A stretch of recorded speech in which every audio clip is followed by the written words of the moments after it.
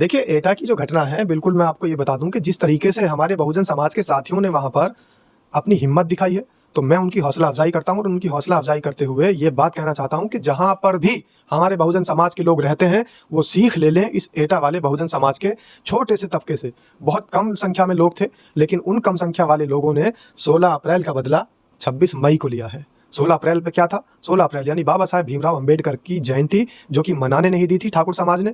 अपने आप को ऊँचे तबके के लोग बताने वाले जो समाज के लोग हैं, उन्होंने मनाने नहीं दी थी अंबेडकर जयंती। लेकिन हमारे बहुजन समाज के साथियों ने जब उनकी कलश यात्रा का समय आया, 26 मई को जब वो अपनी कलश यात्रा निकालने वाले थे, उस समय उनकी कलश यात्रा में अड़चन लगाकर बता दिया कि देश के अंदर कोई भी कलश, किसी भी तरीके का धार्मिक अनुष्ठान करने से पहले बाबा साहेब भीमराव अंबेडकर का अनुष्ठान होगा इस देश के अंदर। नमस्कार, क्या हाल चाल है? सब ठीक है? बहुत बढ़िया। अपना और अपने नु ख्याल रखो। जब टाइम मिले तो वीडियो जरूर देखो। देसी देख बिगर ब्रेक पकड़ लाग लपेट, बिल्कुल देसी अंदाज में। मेरे साथ मेरे दो सहयोगी हैं। इधर की तरफ को चेहरा पहचानने की कोशिश करो। फैज़ आलम फैजरी बहुत दिन में हाथ में आएंगे। फरार चल रहे हैं आजकल, बहुत दिन अंते। फरार को मतलब गलत मत समझ लियो। कभी यूँ सोचो कि कहीं कोई धारा वारा लग रही बाबा ये तो फरार है ना। ये अपने किसी पर्सनल काम की वजह से बिहार गए हुए, तो आज दिल्ली में मिल गए। मैं इनके ऐसे नहीं जाने दूंगा।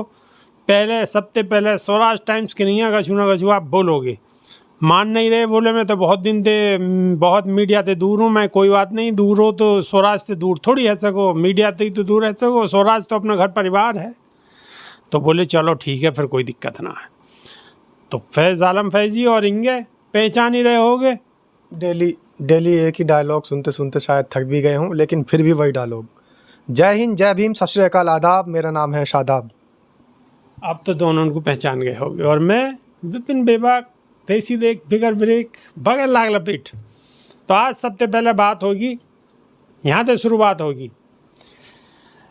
तो फैज भाई एक बात बताओ, ये जो ऑपरेशन सिंदूर चल रहा हो, क्या खून में भी सिंदूर है सके? प्रधानमंत्री क्या कहना चाह रहे हैं? सबसे पहले तो आप लोगों का बहुत बहुत शुक्रिया। आपका शुक्रिया, शादाब भाई हमारे साथ बैठे हुए हैं, उनका शुक्रिया, और दर्शकों का शुक्रिया। काफ़ी दिनों के बाद आपके सामने आपसे रूबरू होने का मौका मिला। विपिन बेबाक ने मुझे सामने ला दिया आपके। ऑपरेशन सिंदूर आपको पता ही है कि अभी इस वक्त जो ऑपरेशन हुआ था थोड़े दिन पहले, पाकिस्तान के आतंकियों ने जिस तरह से कार्रवाई की थी और हमारे बेकसूर लोगों को शहीद किया था, उसके जवाब में जो ऑपरेशन सिंदूर हुआ, इसमें कोई दो राय नहीं कि ये हमारी सेना का पराक्रम था और हमारी सेना का शौर्य था।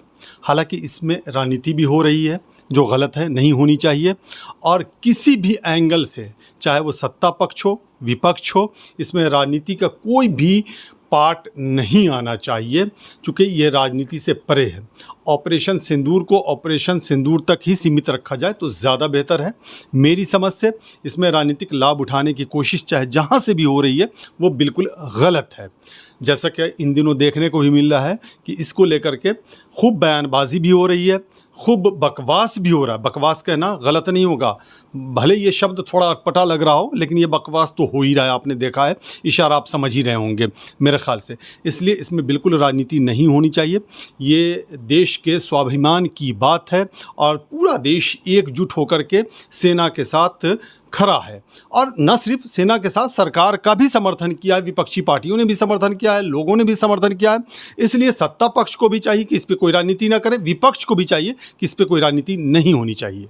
जी, लेकिन विपक्ष तो बहुत शांत है। विपक्ष तो कोई मतलब किसी तरीके से राजनीति कर ही नहीं रहा। विपक्ष तो जो डेलीगेशन इन्होंने भेजा है वहाँ गया है और वहाँ हिंदुस्तान का मान सम्मान को बढ़ाने की कोशिश कर रहे हैं। लेकिन सत्ता पक्ष में ही ऐसे विधायक हैं बीजेपी के कि जो उल फिजूल की बातें कर रहे हैं, सेना को जो है बुरी बात बोल रहे हैं, कुछ भी बोल देते हैं। जो भी दिमाग में आता है, हर 24 घंटे में कोई ना कोई नया शिगुफा छोड़ देते हैं। सेना के लिए बड़ी अभद्र भाषा का प्रयोग करते हैं। नहीं, बिल्कुल गलत। मैंने पहले ही कहा कि ये सब बिल्कुल गलत बात है। इसीलिए मैंने कहा बकवास।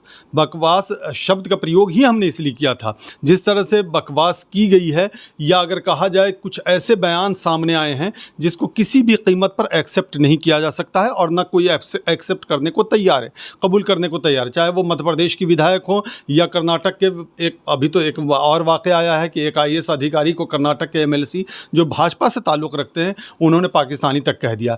ये बिल्कुल गलत है। एक जो नैरेटिव सेट कर दिया गया है, उस पे जो आगे बढ़ने की कोशिश की जा रही है, जिसको बिल्कुल गलत माना जा रहा है, और लोग अब समझ रहे हैं इस बात को। ये भी बात है विपिन जी की, ये बात अब लोग समझ रहे हैं। आप अगर इस रास्ते से राजनीति करने की कोशिश करेंगे और इस राजनीति के सहारे आगे बढ़ने की कोशिश करेंगे, इसका नुकसान आपको उठाना पड़ेगा, इसका खमियाजा आपको उठाना पड़ेगा।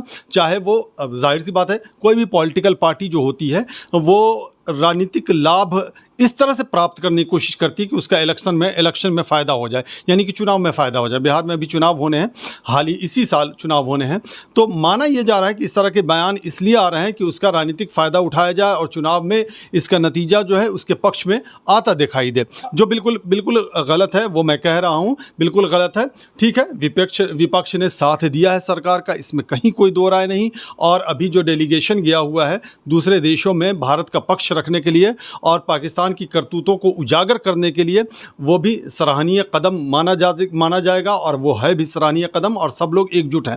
सत्ता पक्ष की तरफ से भी अगर इस तरह की बयानबाजी हो रही है तो बिल्कुल नहीं होनी चाहिए, बल्कि मेरा ये मानना है कि संगठन की तरफ से ऐसे नेताओं के खिलाफ कार्रवाई भी होनी चाहिए जो अब तक नहीं हुई है।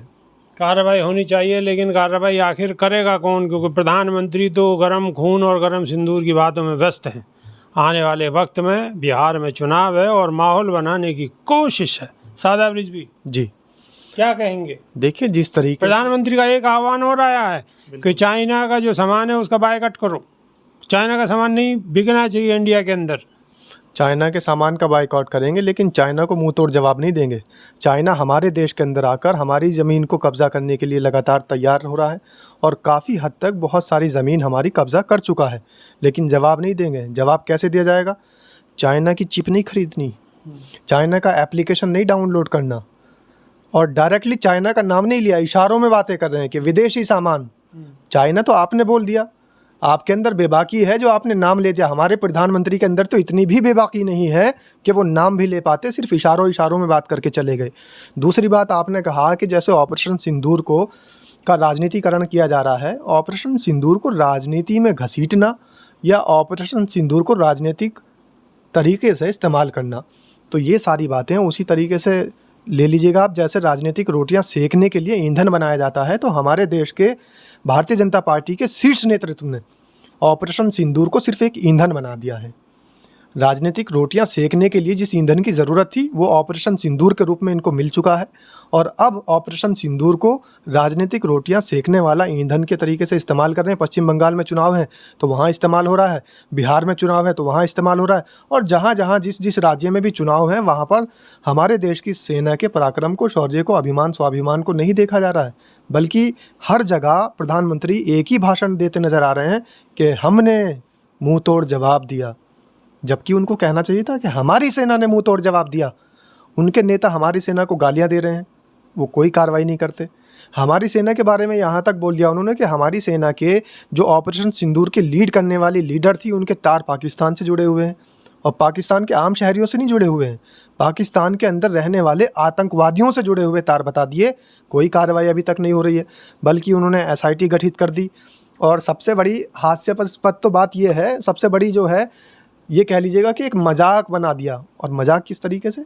अभी एक कल ही की रिपोर्ट है, ये बयान आया था हमारे देश के न्यायालयों की तरफ से भी कि अभी वहाँ पर जो घटना स्थल था उसकी जांच हो रही है।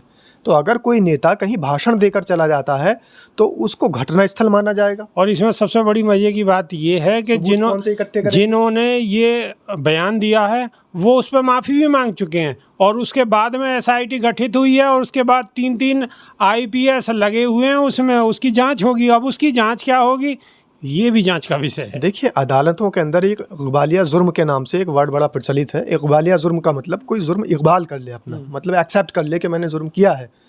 तो यहाँ पर उन्होंने माफ़ी भी मांगी है और उन्होंने कहा भी है कि मेरे से ये गलती हुई है। सब कुछ सामने है, अब लेकिन फिर भी सबूत जुटाए जा रहे हैं। एसआईटी का एसआईटी की जरूरत है क्या? जो तीन चीज़ तीन बिल्कुल आईपीएस सामने है। 3 आईपीएस लगाए गए हैं सबूत इकट्ठा करने के लिए। तो उन्होंने जो बोले थे, क्या हवाओं में फिजाओं में से उन बोलों को इकट्ठा करके लाया जाएगा सबूत के तौर पर? सारी वीडियोस मौजूद हैं। ये सिर्फ लीपापोती है, ये सिर्फ हमारे देश की जनता को भ्रमित करने के लिए रची गई एक साजिश है, इसके अलावा कुछ भी नहीं है। और सबसे बड़ी बात मैं ये बता दूं कि ऑपरेशन सिंदूर या हमारे देश की सेना, ये तो इन जो उल्टे सीधे बयानबाजी, अनर्गल बयानबाजी करने वाले लोग हैं, उनके लिए मायने नहीं रखती। क्यों? क्योंकि वो तो हमारे देश के संविधान के निर्माता, जिसके हिसाब से कानून चलता है, आईपीसी, सीआरपीसी, मेजर एक्ट जिनके हिसाब से चलती हैं, जिन्होंने इस देश को संविधान दिया, संविधान के शिल्पकार को लेकर बेइज्जती करते हैं। आप देखिए ग्वालियर हाई कोर्ट में क्या हो रहा है। इस देश के अंदर आप धार्मिक मूर्ति लगाना चाहें तो आस्था को ऊपर रख करके धार्मिक मूर्ति लगाई जा सकती है, बहुत आसान है। लेकिन अगर सामाजिक न्याय के मसीहा की मूर्ति लगाने की बात आएगी तो वहाँ पर फिर कानून आ जाएंगे कि आप जो है सार्वजनिक स्थानों पर कोई मूर्ति नहीं लगा सकते। सार्वजनिक स्थान भी तो सामाजिक न्याय के मसीहा के लिए चिन्हित किया गया है। तो सामाजिक न्याय के मसीहा की मूर्ति लगाना हमारे देश के अंदर अगर इतना ज़्यादा दुविधा का विषय बन जाए तो आप समझ लीजिए कि हमारा देश किस ओर जा रहा है। बसपा सुप्रीमो बहन मायावती ने भी ये मांग करी है कि बाबा साहब की मूर्ति तो वहीं लगेगी। बसपा सुप्रीमो बहन मायावती पहले से ही प्रयासरत है और मैं तो ये कहता हूँ कि इस देश के हर चाक चौराहे पर, इस देश के हर चौबारे पर बाबा साहेब भीमराव अंबेडकर की मूर्ति होनी चाहिए, उनके स्मारक होने चाहिए, उनके प्रतीक चिन्ह होने चाहिए। हमें इस देश के अंदर धार्मिक से ज़्यादा अपने सामाजिक न्यायों के जो पैरोकार थे उनकी मूर्तियों की आवश्यकता है। अच्छा, एक एटा वाली जो घटना है बाकी बहुत चर्चा है रही है। बाकी चर्चा ये है रही है, बहुजन समाज के अपने बहुत सारे जो मित्र मंडली है उनके बहुत कमेंट आए हैं। उन्होंने कहा साहब वहाँ के विषय में ज़रूर बात करो, क्योंकि समाज को एक जो है एक नई राह मिली है कि हाँ ईंट को जवाब पत्थर से भी दिया जा सके। तो तनक अपने 2 अल्फाज वाकई नहीं यहाँ भी बताओ। देखिए बेबाक जी, इस समय देश के अंदर 2 घटनाओं की बड़ी चर्चा हो रही है। एक घटना तो हमारे बहुजन समाज के साथियों की लिंचिंग है, अलीगढ़ के अंदर जो हुई है। उनके पास जो भी पदार्थ बरामद हुआ उसके बिल थे। दूसरी बात, वो कोई आरडीएक्स तो नहीं थी, वो कोई 3000 किलो बॉर्डर पार से लाई हुई मादक पदार्थ सामग्री तो नहीं थी। लेकिन अगर हमारे देश में खाने पीने के सामान के जिसके बिल साथ में हो, जो कि अवैध ना हो, उसके हिसाब से लिंचिंग की जाए तो लिंचिंग का कानून बनाना बहुत ज़रूरी है। दूसरी घटना, 1 मिनट में आपको रोकना चाहूँगा कि सवाल मैं फैज़ जी से भी मालूम करूँ। अलीगढ़ वाला, हाँ अलीगढ़ वाले ये सवाल है। हमारे जो फैज़ भाई हैं ये अलीगढ़ ही रहते हैं, तो थोड़ी सी इन्हें भी जानकारी होगी। अगर नहीं भी होगी तो कोई बात नहीं, इनकी प्रतिक्रिया ले लें। अलीगढ़ में जिन लोगों की लिंचिंग हुई है उन पे जो भी सामान बरामद हुआ वो 1 नंबर को माल हो, वहाँ में कोई गऊ को मीट ना हो, वहाँ में बिल्कुल भैंसा को जाको भी होगा वाको, जो कि वैध है, जाको भी होगा वाको होगा। लेकिन जो गलत है वो वहाँ में कछुना और वहाँ के कागज पत्तर सब है। और वहाँ के बावजूद भी जितनी भी बजरंग सेना और फलानी जिन कौन सी जो बन रही हैं, आगे उन्होंने उनकी जो है मारा कूटी करी और बिल्कुल कतई मरे छोड़ के गए हैं, बिल्कुल मरे छोड़ के। फैज भाई उसमें आपकी क्या प्रतिक्रिया बताओ? सब कुछ 1 नंबर के कागज होने के बावजूद पुलिस के सामने ऐसी घटना है रही जी। उसमें सबसे पहले जो शुरुआती रिपोर्ट आई थी उसमें ये रिपोर्ट आई थी, शायद सबको पता भी होगा कि वो लोग जो थे, जो गुंडा एलिमेंट्स कह सकते हैं आप, कोई सेना वेना नहीं, ये सब गुंडे हैं। इन लोगों ने पैसे, अवैध पैसे मांगे थे, वसूली करते हैं ये लोग, और इन लोगों ने देने से मना किया। हाँ, जिसकी वजह से इन लोगों के साथ मारपीट की, और मारपीट किस स्तर से की है आपने देखा है। तस्वीर आपको बिल्कुल आप बर्दाश्त नहीं कर पाएंगे, वो जो तस्वीर आपके सामने नज़र आई है। और जहाँ तक वो अवैध पदार्थ की बात है, यानी जो खाने वाला मांस था उसकी जो बात है, उसकी रिपोर्ट भी आ गई है। वो भैंस का मांस था और वो वैध है। भैंस के मांस के लिए प्रतिबंध नहीं है, वो वैध है। तो इस तरह से जो भी, अच्छा सबसे बड़ी बात इसमें एक ये है कि ये जो एक ट्रेंड चल रहा है, सिर्फ अलीगढ़ की नहीं, पूरे देश में अक्सर देखने को मिलता है, दूसरे राज्यों में भी ये देखने को मिला है कि इस तरह की लिंचिंग हो रही है। तो आखिर इनका हौसला बढ़ता कहाँ से है, इनको ये ताकत मिलती कहाँ से है कि ये कानून अपने हाथ में ले लेते हैं और भीड़ की शक्ल में आते हैं और लोगों की लिंचिंग करके चले जाते हैं। जाहिर सी बात है, प्रशासन की तरफ से मौन धारण कर लिया जाता है, जिसकी वजह से इनको ये हौसला मिलता है, ये ताकत मिलती है। एक बार अगर प्रशासन ने सख्ती दिखा दी और ढंग से दिखा दी, ईमानदारी के साथ दिखा दी, तो शायद इसमें कमी आ जाएगी। शायद क्या, बल्कि कमी आ जाएगी, क्योंकि ये खौफ है ही नहीं, ये डर है ही नहीं। उन्हें लगता है कि मेरे साथ तो कुछ होगा नहीं, बल्कि कभी कभी तो इन्हें सम्मानित कर दिया जाता है। बहुत आश्चर्य की बात होती है। देश हमारा कहाँ जा रहा है? देश हमारा कानून से चलेगा, संविधान से चलेगा, हर किसी को पता है। बावजूद इसके संविधान कानून को ताक पर रख करके ये लोग ऐसा काम करते हैं, बल्कि कभी कभी तो ये कानून को अपने हाथ में ले लेते हैं। अलीगढ़ का जो वाक़या है बिल्कुल जग जाहिर है, जो भी किया गलत किया। हालांकि एफआईआर दर्ज हुई, कई लोगों 2-4 लोगों की अरेस्टिंग भी हुई, लेकिन ये खाना पूर्ति है। जब तक आप ठोस कार्रवाई नहीं करेंगे, जब तक आप ठोस कदम नहीं उठाएंगे, तब तक इस पे रोक लगाना लगता है आज की डेट में असंभव सा होता दिखाई दे रहा है। उसकी वजह है कि ईमानदारी नहीं है इसमें ये मंशा ही नहीं कि इसको रोका जाए। इसका राजनीतिक लाभ भी उठाने की कानून बनना चाहिए, बल्कि इस पे तो बिल्कुल है, बिल्कुल जो भी कानून है अभी उसी इम्प्लीमेंट कर देना। कानून के लिए तो कह रखा है, सुप्रीम कोर्ट ने भी कह रखा है, उस पर आज तक बिल नहीं पेश किया गया, बिल नहीं लाया गया। जबकि बहुत सारे कानून के बारे में जहां चर्चा नहीं होती थी उसके बिल आ गए, उसके बिल पेश कर दिए गए, पास भी करवा दिए गए, लेकिन यहाँ कुछ नहीं किया गया।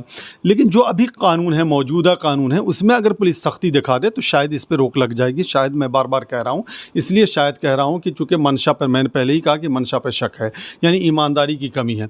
तो अगर कोई एक विशेष समुदाय से ताल्लुक़ रखने वाला लोग अगर किसी भीड़ के हत्थे चढ़ जाए, सो कॉल्ड ये लोग सेना वाले जो बनते हैं, मतलब मैं इस सेना की बात करता हूँ जैसे बजरंग सेना, बजरंग दल, या ये इस तरह के जो लोग हैं, तो इस पे अंकुश लगाया जा सकता है, इसकी मैं बात कर रहा हूँ। लेकिन प्रशासन मौन धारण कर लेता है। कभी कभी तो प्रशासन मौन धारण ही नहीं करता है, बल्कि कभी कभी तो ऐसा देखने को मिला है और ऐसा लगता है, एहसास होने लगा है, जो बिल्कुल गलत है किसी भी समाज के लिए, जहाँ बिल्कुल सभ्य समाज के लिए तो बिल्कुल गलत है, कि जैसे लगता है कि प्रशासन ने सपोर्ट कर दिया है। तो अलीगढ़ का वाक़या बिल्कुल जग ज़ाहिर है। आपने देखा कि किस तरह से वहाँ लिंचिंग की गई। 4 लोग थे वहाँ, और उन लोगों ने वो, जैसा कि आपने खुद कहा कि कागज़ दिखाए, सब कुछ दिखाए, सारे प्रूफ दिखाए, सारे सबूत दिखाए, और जो गाड़ी पकड़ी गई, जिसे जलाया गया, उसके बारे में वहाँ के एसपी ने ये बयान दिया है कि ये गाड़ी पहले भी पकड़ी गई थी, लेकिन वैध था, कागज़ सही था, तो उसे छोड़ दिया गया था। ये तमाम चीज़ थी, बावजूद इसके वहाँ लिंचिंग की गई, और ऐसी लिंचिंग की गई जिसे आप नहीं देख सकते हैं। आपका दिल वहाँ पे ठहर जाएगा देखने के बाद। तो प्रशासन को ईमानदार होना पड़ेगा, और प्रशासन ईमानदार तभी होगा जब सरकार ईमानदार होगी। ये बड़ी बुनियादी चीज़ है, क्योंकि सरकार को ईमानदार होना बहुत ज़रूरी है इसमें, और इस मामले को रोकना भी ज़रूरी है। वरना न सिर्फ हमारे समाज में एक जहर घोल दिया गया है, बल्कि हमारे देश की बदनामी भी होती है ऐसे में। जी, देश की बदनामी भी होती है, लेकिन रोकेगा कौन? जो रोकने वाले हैं उनके दिल में खोट है। सादा ब्रिजवी, बिल्कुल खोट है। और दूसरी बात, एक समुदाय विशेष को निशाना बनाया जा रहा है, सारा देश देख रहा है, बल्कि दुनिया तक इसकी धूम मची हुई है कि आखिर भारत के अंदर चल क्या रहा है। और ये जो हिंदू राष्ट्र की बात करने वाले लोग हैं, वो ये भी समझ लें कि वो साथ साथ अखंड भारत की भी मांग करते हैं। अब ये समझ नहीं आता कि उनको अखंड भारत चाहिए या हिंदू राष्ट्र चाहिए। अखंड भारत होगा तो हिंदू राष्ट्र कहाँ से बनेगा, और अगर हिंदू राष्ट्र बनेगा तो फिर अखंड भारत कहाँ से होगा।